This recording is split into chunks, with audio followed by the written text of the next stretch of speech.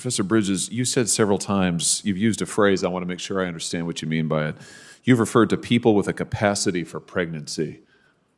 Would that be women? Many women, cis women, have the capacity for pregnancy. Many cis women do not have the capacity for pregnancy. There are also trans men who are capable of pregnancy, as well as non-binary people who are capable of pregnancy. So this isn't really a women's rights issue.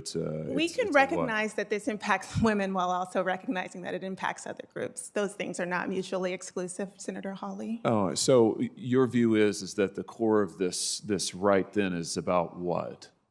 So I want to recognize that your line of questioning is transphobic, and it opens up trans people to violence by not recognizing that. Wow, you're saying that I'm opening up people to violence by asking whether or not women are the folks who can have pregnancies? So I want to note that 1 out of 5 transgender persons have attempted suicide.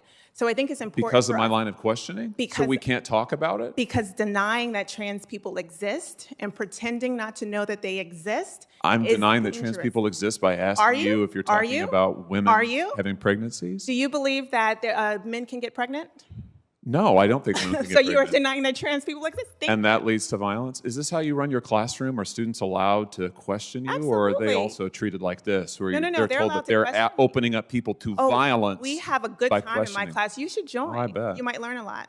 Wow, I would learn a lot. I've learned a lot just in this exchange. Absolutely. Extraordinary. Basically what this will do is no public school shall knowingly allow a student of the male sex who is enrolled in such public school to participate in the school-sponsored athletic team that is exclusively for the students of the female sex. There's many examples across the country where this is happening, where females are being beat out by biological males who in their mind think they're a female.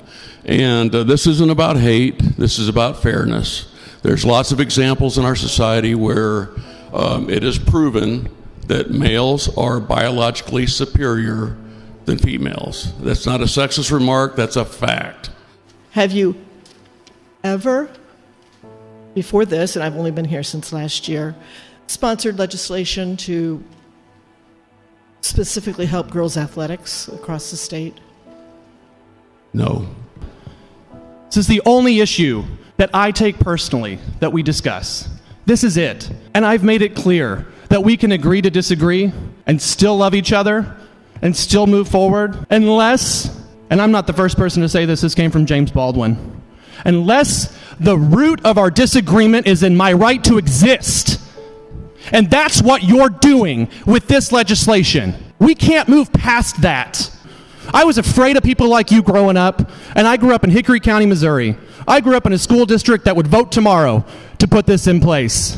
And for 18 years, I walked around with nice people like you who took me to ball games, who told me how smart I was, and who went to the ballot and voted for crap like this. There are those in government who believe not that the Creator endowed us with inalienable rights, as the founders of our nation acknowledged in the Declaration of Independence, but that government created those rights, and that government should redefine those rights, including our rights to freedom of speech, religion, property, assembly, and to keep and bear arms.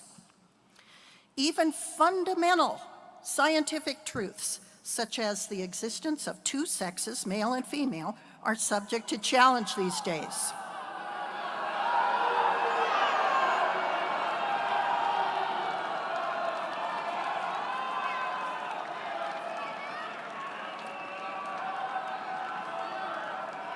You know, I challenge those of you. I'm not making a comment on the fact that there are people who transition between sexes.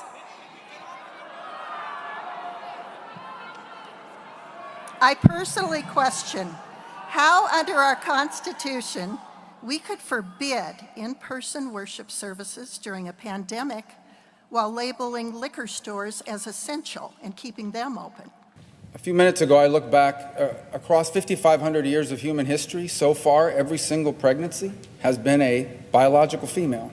And so therefore, the only thing I'm trying to do is make sure that federal law is clear that since Every pregnancy that's ever existed has been in a biological female, that our federal laws reflect that, and our pregnancy programs are available to the only people who are capable of getting pregnant, biological females. Very simple. I would accept a unanimous consent if they want to offer it, and we can move on and not waste any time. You know, it's actually outrageous that Republicans are trying to talk about pregnancy when in this country right now, they are forcing women to stay pregnant no matter their circumstances, pushing cruel and extreme abortion bans. So are you saying that a biological female who identifies as a man and therefore becomes pregnant is, quote, a man?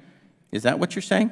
These questions about who can become pregnant are really missing the point. I'm here to talk about what's happening in Texas. This is me asking a question and you answering. I'm asking the question, sir, not you. Right, and I'm answering the question. Why in the world would Democrats have brought in a person whose title is Director of Trans Care for an abortion hearing when only biological women can become pregnant? The same folks who tell us and told us that COVID's just a flu, that climate change isn't real, that January 6th was nothing but a tourist visit, are now trying to tell us that transgender people are not real.